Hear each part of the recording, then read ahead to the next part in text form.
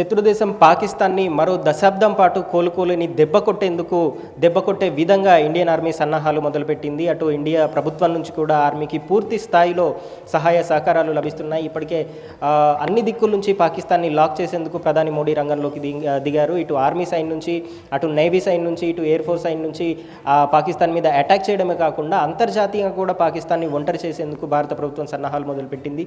ఇప్పటికే పహల్గామ్ అటాక్కి సంబంధించి America president Trump మోదీతో మాట్లాడారు. ఇట్లాంటి ఉగ్రవాదాన్ని అసలు ఉపేక్షించేది లేదని, శత్రువులు ఎక్కడున్నా ఇండియా ఖచ్చితంగా ప్రతిదాడి చేసి తీరాలని అమెరికా చెప్పింది. ఈ పరిణామాలు ఒకవేళ యుద్ధానికి దారితీస్తే ఖచ్చితంగా అమెరికా నుంచి సపోర్ట్ ఉంటుంది ఇండియాకి అనేది కూడా క్లియర్ మెసేజ్ని అమెరికా నుంచి పంపించారు ట్రంప్. ఇక ఇజ్రాయెల్ నుంచి నెతన్యాహు కూడా ప్రధానితో మాట్లాడినట్టుగా కూడా తెలుస్తుంది. ఇప్పటికే ఇజ్రాయెల్లో ఎట్లాంటి పరిస్థితులు ఉన్నాయో తెలుసు. దాని నేపథ్యంలో ప్రపంచంలో ఏ దేశంలో అయినా సరే ఉగ్రవాదాన్ని మాత్రం ఎంకరేజ్ చేయకూడదు అనేది నెతన్యాహు చెప్పిన మాట. ఏ దేశంలో ఉన్నా అది దేశాలతో సంబంధం లేకుండా ఉగ్రవాదం ఎక్కడుంటే అక్కడ ఖచ్చితంగా అణచివేయాల్సిందే అంటూ కూడా నెతన్యాహు చెప్పిన పరిస్థితి. ఒకవేళ ఇదే ఇండియా పాకిస్తాన్ మధ్య ఉన్న ఈ పరిస్థితి యుద్ధానికి దారితీస్తే అటు ఇజ్రాయెల్ నుంచి కూడా ఇండియాకి సపోర్ట్ దొరికే పరిస్థితి కనిపిస్తుంది. ముఖ్యంగా ఉగ్రవాదాన్ని ముందు నుంచి ఏదైతే పాకిస్తాన్ సపోర్ట్ చేస్తూ పాలు పోసి ఒక పామును పెంచినట్టు ఉగ్రవాదాన్ని పెంచిందో అదే ఇప్పుడు పాకిస్తాన్కు శాపంగా మారింది.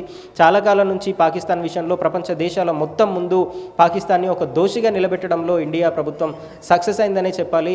ప్రపంచంలో ఎక్కడ ఉగ్రదాడి జరిగినా ఏదో ఒక విధంగా ఆ ఉగ్రవాదానికి పాకిస్తాన్లో లింకులు ఉన్న సంఘటనలను చాలా కాలం నుంచి మనం చూస్తూనే ఉన్నాం. పాకిస్తాన్లో ఆర్థిక పరిస్థితులు ఎలా ఉన్నా, అక్కడ ప్రజలు తిండి లేక ఇబ్బంది పడుతున్న సందర్భాల్లో కూడా పాకిస్తాన్ ముఖ్యంగా ఉగ్రవాదానికి నిధులు సమకూర్చిన సంఘటనలు కూడా ఇప్పటికే చాలా వరకు చూస్తూనే ఉంది. దీనికి సంబంధించిన ఆధారాలు పెద్దగా బయటికి లేకపోయినప్పటికీ పాకిస్తాన్ ఉగ్రవాదాన్ని పెంచి పోషిస్తుంది అనేది ప్రపంచం మొత్తంలో అన్ని దేశాలకు తెలిసిన విషయం. సో ఈ ఒక్క విషయంలో, ఉగ్రవాదానికి సపోర్ట్ చేసిన ఈ ఒక్క విషయంలో పాకిస్తాన్ ప్రపంచ దేశాలందరి ముందు ఒంటరైపోయింది. ఇప్పుడు ఒకవేళ ఇండియాకి పాకిస్తాన్కి మధ్య యుద్ధం జరిగితే వస్తే కొన్ని ఇస్లామిక్ దేశాలు, చైనా కాకుండా పాకిస్తాన్ వెనుక ఎవరు నిలబడే పరిస్థితి లేదు. ఇప్పుడున్న ఆ కొన్ని దేశాలు కూడా భారత్ ఉన్న స్థాయికి భారత్కి వ్యతిరేకంగా పోరాడతాయా అనేది కూడా ప్రశ్నార్థకమే అంటున్నారు. ముఖ్యంగా ఈ పహల్గామ్లో జరిగిన అటాక్ ఏదైతే ఉందో ఒక దిద్దుకోలేని ఒక తప్పును పాకిస్తాన్ చేసినట్టుగా అని విశ్లేషణలు కూడా వినిపిస్తున్నాయి. పహల్గామ్ అటాక్కి సంబంధించి ఈ 26 మంది ప్రాణాలు ఏదైతే పాకిస్తాన్ ఉగ్రవాదులు తీశారో ఖచ్చితంగా దీనికి 10 రెట్లు తీవ్ర స్థాయిలో దీనికి సంబంధించి రిటర్న్ గిఫ్ట్ ఉండబోతుంది అంటూ కూడా ఇప్పటికే మోడీ చెప్పారు. దానికి తగ్గట్టుగానే బార్డర్లో ఆర్మీని మోహరించారు. యుద్ధ విమానాలు, ఆర్మీ పూర్తిగా అక్కడ మోహరించి ఉంది. ఇటు ఐఎన్ఎస్కి సంబంధించిన యుద్ధ నౌకలు కూడా పాకిస్తాన్ వైపు ప్రయాణం మొదలుపెట్టాయి. ఇక అంతర్జాతీయంగా కూడా ఎన్ని దేశాల నుంచి మద్దతు అవసరమో అన్ని దేశాల నుంచి మద్దతు కూడగట్టేందుకే ఇండియా సపోర్ట్ చేస్తుంది. అటు మిగిలిన దేశాలు కూడా ఇండియాకు మద్దతుగానే ముందుకు వస్తున్నాయి.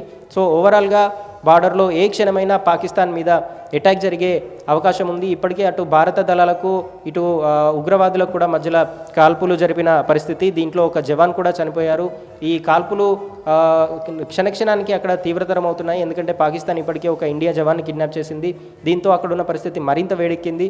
సో ఇప్పుడు ఈ సిచ్యువేషన్స్ అన్నీ చూస్తే బార్డర్లో ఏ క్షణమైనా ఇండియా పాకిస్తాన్ మధ్య యుద్ధం మొదలయ్యే అవకాశాలు కనిపిస్తున్నాయి.